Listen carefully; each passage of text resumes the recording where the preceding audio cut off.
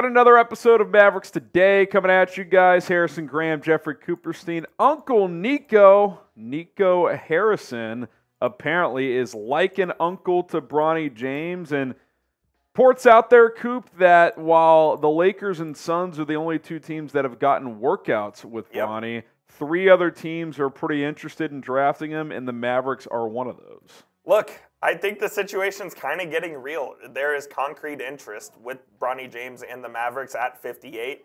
Now, is he going to be there at 58? I think that's another story, but I do believe that there is a real relationship there between Nico Harrison and the James family. Obviously, Nico's known LeBron for years and years when he was an executive at Nike, and that transitions down to Bronny, to Bryce, and to everyone else in the James family. So it's definitely real interest at this point, I think. Yeah, I mean, I think it's pretty clear if Bronny somehow was still there at 58, they would draft him. I don't think he will be. The main reason is the Lakers are picking at 55, and unless LeBron kind of makes it clear that he's going to leave Los Angeles, then I just kind of think the Lakers would take him at 55. So I think if you're the Mavs and if you're interested in drafting Bronny and perhaps swinging a LeBron acquisition somehow, I think you got to get ahead of 55. Like, I think you'd have to trade up to before that selection and go get him. Here's what you have to ask yourself: is trading up from 58 ahead of 55 for a guy that averaged less than 5 points a game, played less than 20 minutes a game, shot 27% from three in his 1 year in college basketball, worth it? I think it's twofold. I think, one, I'd say yes if you think it gives you a great chance of getting LeBron. Or B, even if you're not convinced you have a great chance, what are you giving up? Like, if I'm moving Tim and 58 to get 49, I probably don't care. Like, if I'm running the Mavs, the jersey sales and putting him on your G League team alone is probably worth it in a draft that's considered pretty weak. Imagine Bronny James playing at the Comerica Center. Yeah, exactly. But I think my point would be, like, if I was running the team, I would probably only do it if I thought it gave me a puncher's chance at LeBron. Yeah. But even if that puncher's chance is 20%, it's probably worth it, even as long as you're not giving up something crazy. Like, again, if you're dumping a contract you don't like in 58 to get to 50, like, I mean, even if you don't get a LeBron, I don't think I'm losing sleep at night if that's what gets you up to 50 for Bronny. Get your comments in. Should the Mavs trade up for Bronny James type Y for yes type N for now? I know it's different situations, but it just brings me back to the whole Satnam Singh thing where you're drafting someone in the second round to try to do a favor to somebody, to try to cater to someone else. Obviously, it was DeAndre Jordan that time. DeAndre Jordan still backed out of his commitment anyway. So even if you trade up for Bronny, that doesn't mean you're getting LeBron by any means. Does it help your chances? Probably. I think part of it for me too, Coop, is like this is considered a pretty weak draft. Yeah. Like, if you're confident you can get someone in that range that is a future rotation player, then yeah, you don't freaking do it. But like, if you're not, if you think that's a 1 in 6 chance, Bronny might be a 1 in 8 chance. Yeah. It's probably not that big of a difference. So I understand why teams in a team like Dallas could be appealed by this possibility. Now, maybe they think a guy like Emmanuel Miller at 58 could be a future rotation player. This is next up on Mavericks Today. Report coming out of the Fort Worth Star-Telegram. Steven Johnson saying that TCU's Emmanuel Miller has a draft workout with the Mavericks today. Some of you guys know this. My alma mater, obviously. So, Coop, you've watched him a decent amount, watching Big 12 Hoops Live as well.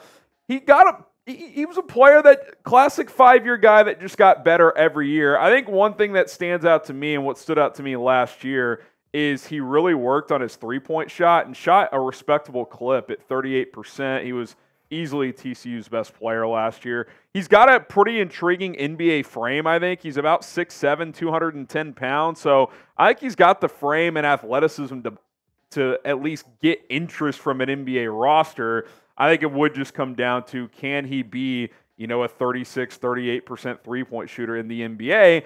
I think at 58, from an on-court perspective, this is probably proper range for him. I think he's a late second UDFA type that gets a two-way type of deal with a team and has a chance to develop into maybe a deep rotation player. Yeah, I've always been a big fan of Emmanuel Miller. I think that he has an NBA body for sure. Like you said, 6'7", about 210, so he is definitely a wing that the Mavs could try to develop.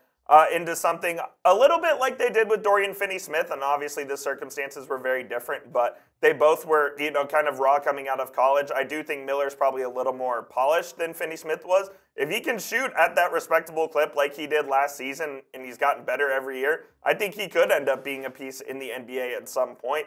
And at 58, at this point, you're taking risks on guys because you just don't know what you're getting there. I don't mind a risk on Miller at 58. I got to tell you, I think that intrigues me. Yeah, quick scouting report.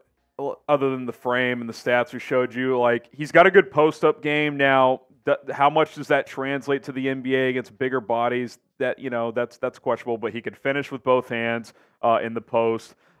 Good mid-range game. He's always had that. And like I said, the last 2 years he worked on the three-point shot and shot pretty well last year. So, look, it's interesting. I think he's kind of a 3-4 tweener. I think he's probably an undersized stretch four, and I don't know if he quite has the foot quickness to be a great defensive three. So I think he is a bit of a tweener in that regard. But he's a good athlete, pretty good offensive game. So it'll be interesting. I think get him in some summer league action, see how he holds up. I'll say this: if he goes undrafted, the Mavs should definitely pounce. I think that's a guy who you could get on your summer league roster and could do some damage with. So I'll be interested. I think that's an interesting option at 58. Speaking of the draft, round 2, week from tonight, that is when our Mavericks coverage. Today, 4 p.m. Eastern. Oh, that's right. It's 4 p.m. Eastern. How could I forget? NBA putting it in the afternoon on a Thursday.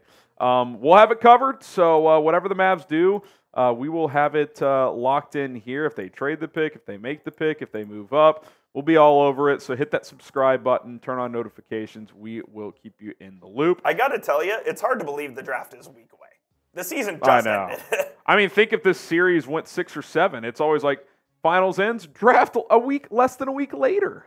Insane. But because the draft is a week today, make sure you get your Mavs draft hats, courtesy of our friends at Fanatics. Go to chatsports.com/Mavs draft. I like the look of the draft hats this year, I got to tell you. They're hit and miss year to year. I think these are pretty good. You got the flat bill, the curve bill, fitted, snapback, whatever your flavor is. It's all available. Chatsports.com/Mavs draft. Our link will be in the comments and in the description. How about this, Coop? Yes. Good find by you. Shams tweeted this out, and I think you made a pretty good kind of related connection based on something Dallas did last year. Mario Hezonja, who mostly flamed out in the NBA, but was obviously a former lottery pick, has been playing in Real Madrid, had a good year last year, has reportedly garnering that NBA interest per Shams Charania. He's got until July 19th to kind of basically opt out and declare himself as someone who's going to return to the NBA. If not, and he signs with the team after July 19th, basically he would have to buy himself out of Real Madrid's contract. So if he's going to come over, we'll probably know in the next month. He's always been a guy that his profile, Coop, is someone who should be able to be a good shooter. Absolutely. Which is what he did this year in Europe, shooting 40% from three. Listen, this is interesting. I mean, if a guy like Markieff Morris doesn't return, if you want to take a chance on Hezonja as your 14th, 15th guy, obviously you had great success with that with Dante Exum this past year. Coop, maybe you do a similar 1+1 where the second year is a team option and see what happens. Yeah, I don't hate it at all. And the reason I like the Mario Hezonja thing is because he's 6'8", he's got decent size, and if he continues his good shooting like he did this year with Real Madrid, it would be another bargain find by Nico Harrison and the Mavs. He never really put it together in the NBA, played for a few teams, the Knicks, Orlando, and Portland. Here's a stat, very modest stats, less than 32% from three in his NBA career. 330 games played, so he's been around the block a little bit. I think he's a guy that if the Mavs are looking at trying to find offensive upgrades maybe for a cheap price, he's going to be a guy that they take a look at. I really believe that. Yeah, I like his size, like you said, his size.